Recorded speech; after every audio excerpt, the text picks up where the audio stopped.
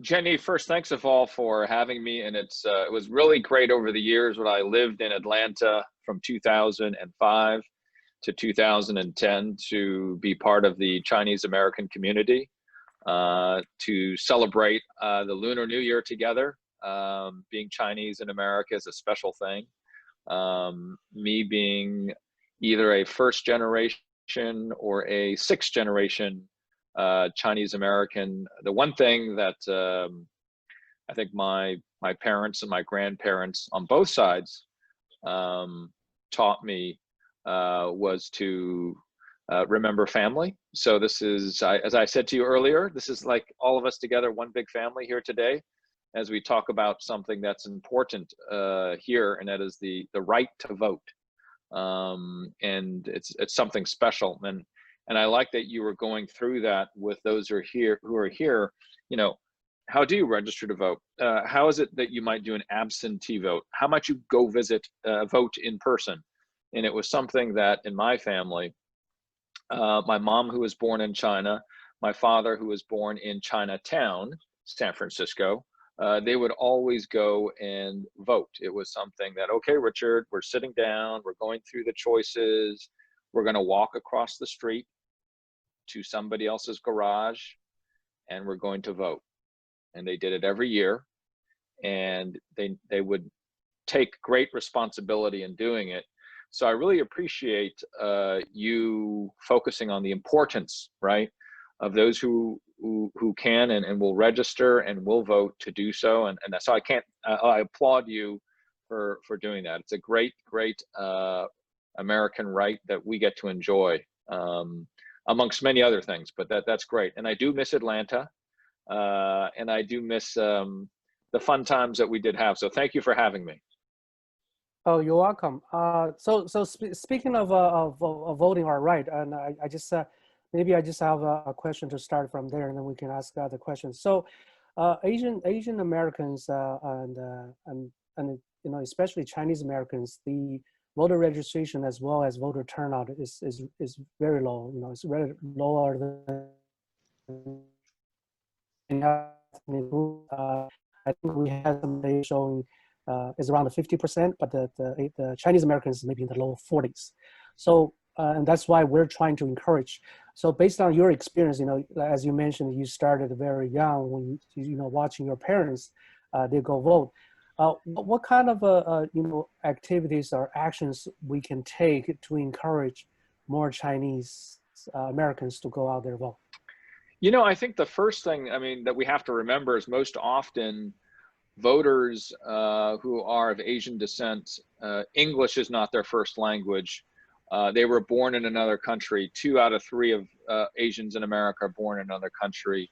2 out of 3 or more speak English as a second language. I think one of the first things we can do is think about doing in-language education about voting. I know this doesn't help because I cannot speak Chinese, although I did try to take Chinese for 6 years. And that's another discussion later on if you want to ask Jenny. But I think in-language is so important. And we have found that when we go to in-language education and outreach in Get Out the Vote, it makes a tremendous difference.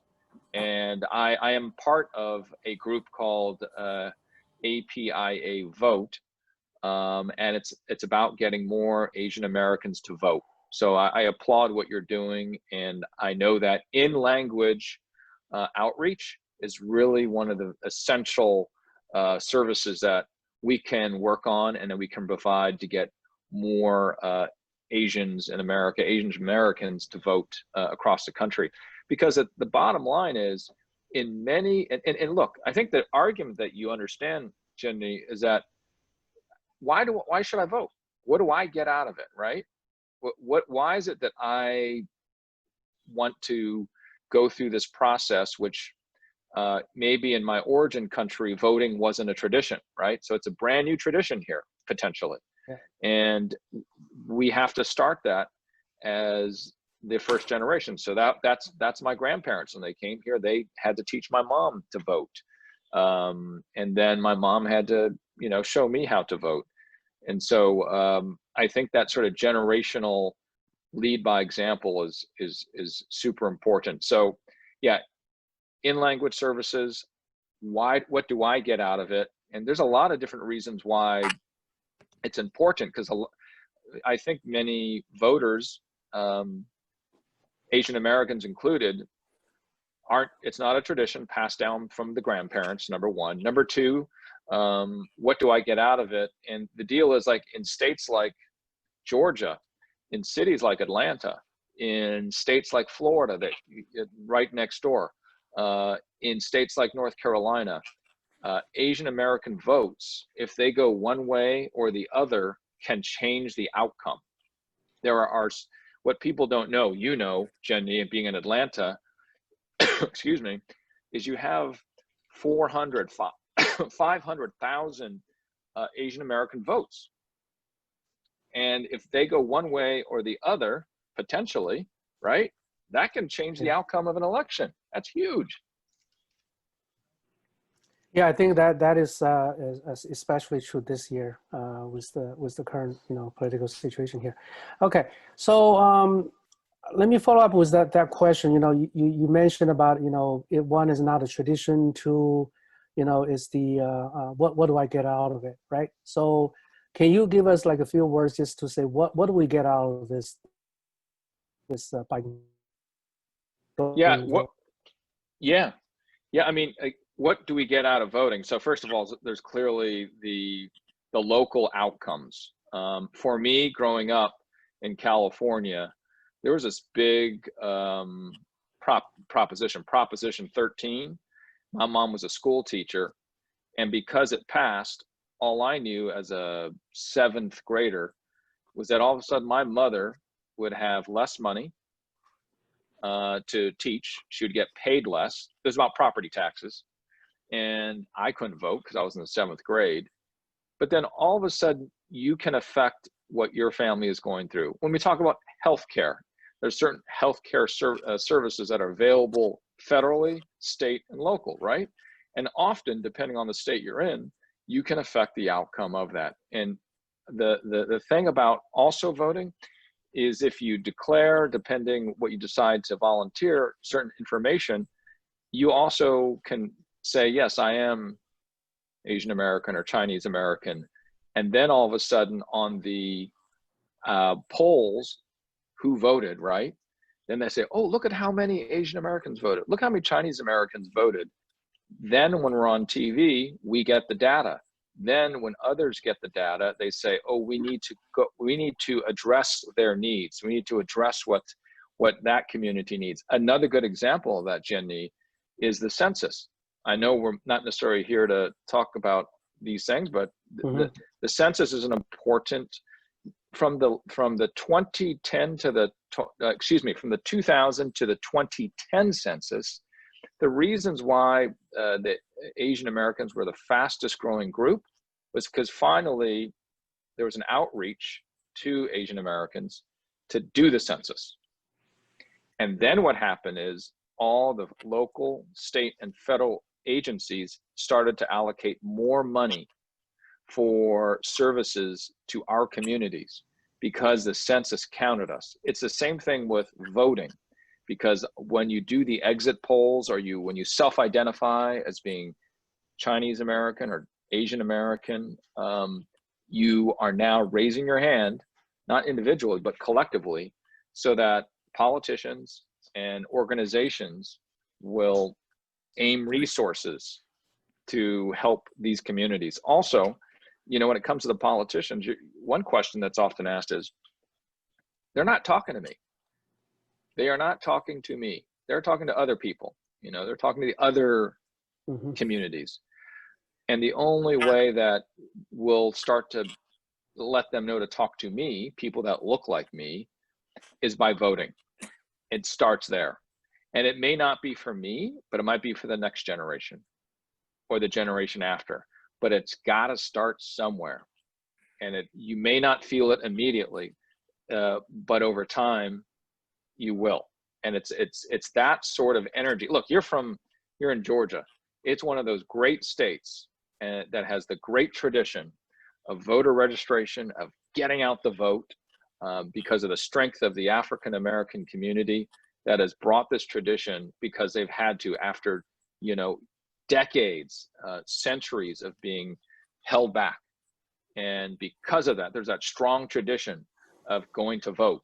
And I think another way, Jenny, to what do I get out of it is, for instance, you as a leader of the community, you working as you have in the past with the African American community or the Latino American community, because they are working to get out the vote too.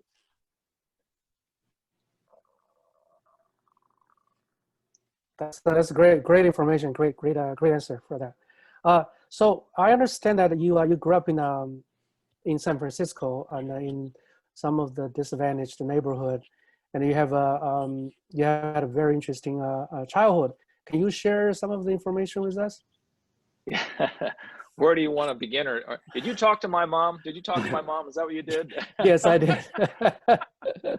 Hello, Mrs. Lui. Hello. Yeah, we grew up on food stamps. We did not have a lot of money, and for instance, we did not have heat in my home until I was maybe 13 or 14. And so we would gather around the oven and turn it on. And there were 6 of us, 4 children, 2 parents. And, but my parents always did what they felt was right. My mom worked as a school teacher. My father was a pastor. And there weren't a lot of Chinese American pastors in the 1950s, put it that way. And number 2, they didn't make a lot of money. Right, these are the worst jobs.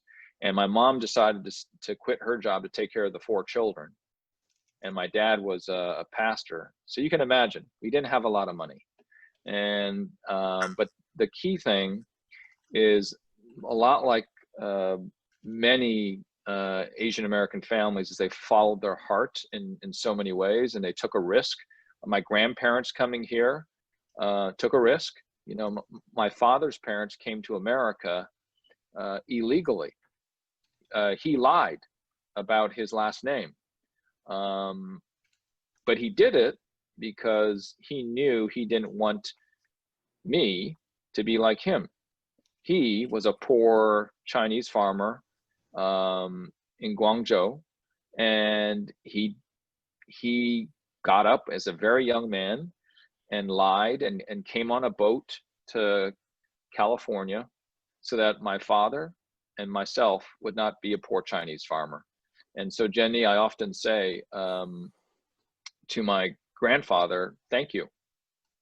Thank you for taking the risk. I don't want you to break the law, Grandpa. I don't want you to break the law. Right. But I'm glad you did, because look, I mean, your grandson is a news anchor now. Your grandson got to go to work in the great city of Atlanta at CNN. And that's just my grandfather to me. And what a gift. So yeah, it was, the childhood was very interesting, because we started poor, and then we worked hard, and we kept on moving. I mean, my education, Jenny, was tough because I didn't like school. I'm a bad Chinese person, did not like school.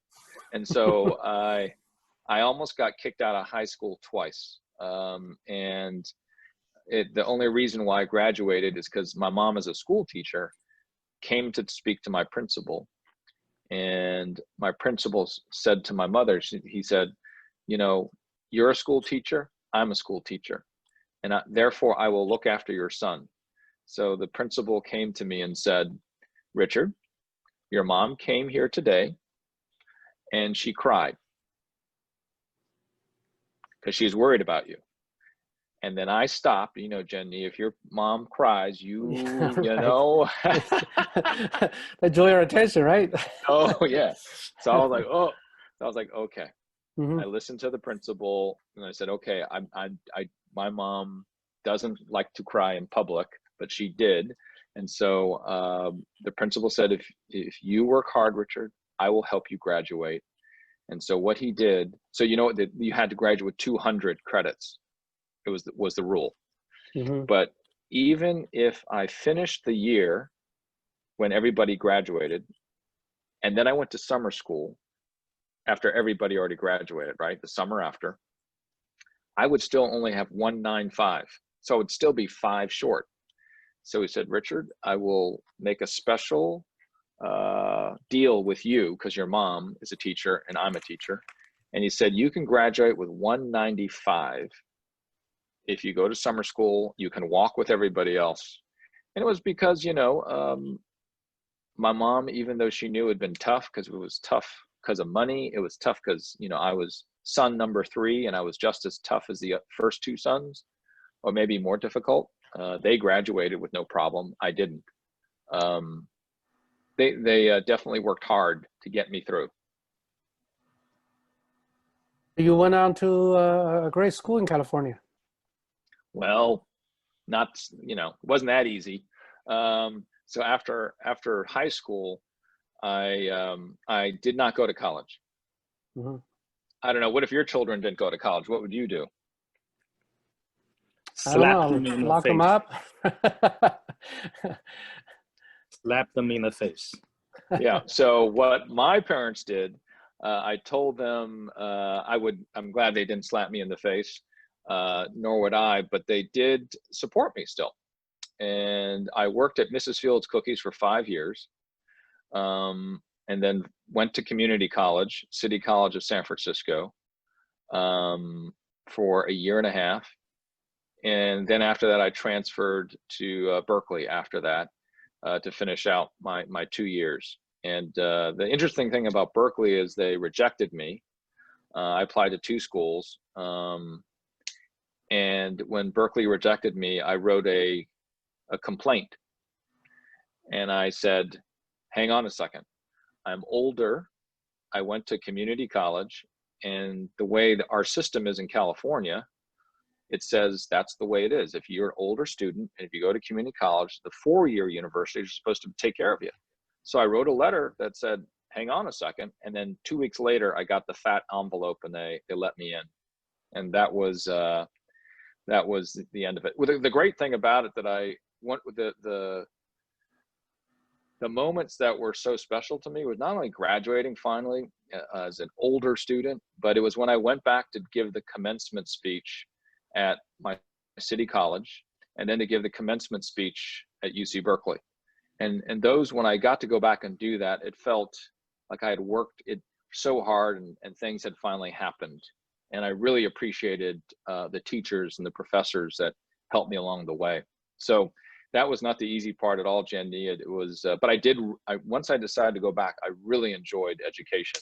And sometimes that's what it takes. Yeah. So do you feel being an Asian American or a Chinese American played any role in this kind of challenge, this difficulty of going through the college? What do you mean? Like you know, you got rejected by Berkeley first time. So oh yeah. Is there any reason there? Yeah. No. Back in the day, you're right. This is the beginning of it, right? We're talking about California. Right. This was the beginning when it was tougher because I look like this. And it only got more difficult. But yeah, it was definitely, the quotas, I didn't fit into that. So it was more difficult. The reason why I fit in was because I was an older student. I flunked, I had difficulty earlier as a student. So that's what got me when I put in the protest letter. Okay. So, you also, I guess you also went to University of Michigan. You're a Wolverine. For what did you study there? So at the University of Michigan, I got an MBA at the Ross School of Business. And from that experience, I worked at a strategy firm in New York. And then after that, I moved to Citibank to do a startup with the corporate bank related to fintech. And they incubated our firm in the beginning, and then we spun it out and sold it. And during that time is when we came up with a model, a bank-centric payment model that is like Visa and MasterCard. And the reason why Citibank liked it, as well as ABN AMRO, is because it reduced a lot of the cost in the system. You know, when we make a credit card payment, there's a lot of costs for banks. that goes back to the beginning of credit cards from the 1970s. So they loved our model. And and it's funny because I didn't go to business school to do another startup, because before that, the 6 years that I had worked were with a lot of startups in California. So that was kind of like so it was that consulting firm, Oliver Wyman, that was your first job, right? So was Citibank is your second job? Well, actually, my first job out of Berkeley was working for an environmental technology company. Okay. And he had, I don't know how many patents, like 10 or 12 patents. And so we cleaned up underground fuel spills, oil spills. And we had locations all around the world. It was a small company, 50 people. And he was a great teacher of mine, of patience, of respect to other people, of intellectual curiosity. What he would do is when you sat down across from him, the first thing he would do is he'd do this. He would lower his chair. He would lower his chair so that he would be at the same eye level as you, always. Oh, wow. Okay. As a matter of respect to, even though he's the owner of the company, right? He's the person that created these 10 or 12 patents. And it was that idea of treating people selflessly and to give of himself. So he was a great mentor of mine. And that was the first technology company. And then I worked for a data recovery company after that, back when data recovery was a big deal. Now it's like we have so many backups, we don't know what to do with them. So those were the two companies I worked with, and then I went to business school. Okay, good. So in your business career there, did you feel anything, treated differently as a Chinese American, or we talk about like a glass ceiling or bamboo ceiling for the Chinese Americans? Did you feel anything like that while you were working with these companies? The data shows that there is a bamboo ceiling, right? That folks top out if you're of Asian descent. And the question is whether it is the structure or it is my skills, right? Mm-hmm. Which is it? Or is it both? And, I'm no expert on it, but I guess an outsider looking in would say both, right? They're not used to people that look like me. And number two, I don't know if I have the skills, because there's certain things, the way I was brought up, for instance, very focused on career. But sometimes you get a job not because of career, right? You get jobs because of 5 things. It might be because of the work you do in your community, like you do, Jenny, like because the work you do in your community, your executive colleagues see that. They go, oh, he's a leader, he does these things, he has exhibited great community investment. It is the things you might do with your children. It might be because you're a coach for your children for one of their sports. There's all sorts of different things, but typically, at least me and my other fellow Asian American friends, we tended to focus on career, and that's it. One of the things that I will say, and when asked this question, is I think one of the important things I've learned as a journalist is that I talk to a lot of different types of people, and it teaches me something every single time. And so I think if you're mid-career and you're Asian American, I say make a list of 3 people you'd never think of sitting down and talking to, like just who 3 types of people you can never see yourself ever hanging out with, and then go and have a lunch with them. Mm-hmm. And that's the way I think to get past the skills I need to move past into the higher levels would be very of assistance. And on top of that, look, when we look at some of the diversity and inclusion programs that are out there, often Asian Americans aren't part of the conversation. And it's about getting into that conversation. So when we see other Latino American and African American, Native American brothers and sisters, and they are going through in your organization certain efforts to bring equal opportunity, it's it is great for us to support them too, because we'll need support when we push forward.